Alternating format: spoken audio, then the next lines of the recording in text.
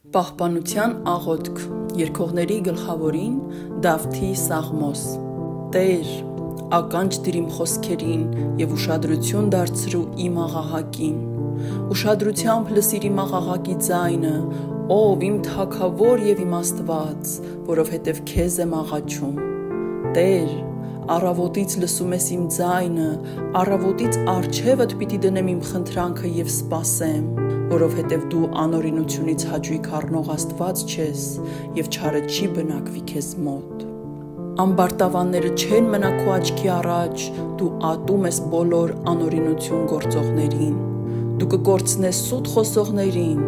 Տերը գարշում է արյունահեղ և նենգավոր մարդուց։ Բայց ես քո առատ ողորմության շնորհիվ պիտի մտնեմ քո տունը և քո սուրբ տաճարում երկրպագություն անեմ քո երկյուղով։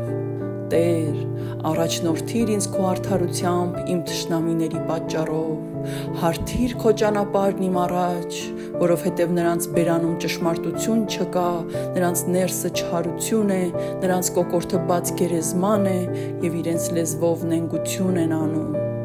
Դատիր նրանց, ով Աստված, թող վայր ընկնեն իրենց խորհուրդներով, իրենց բազում ամբարիշտությունների համար դեն գցիր նրանց, որովհետև ապստամբեցին քո դեմ։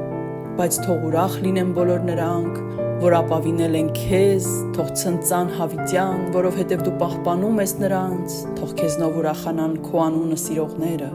որովհետև դու օրհնում ես արդարին, ով Տեր, և քո հաճությամբ ինչպես վահանով շրջապատում ես նրան։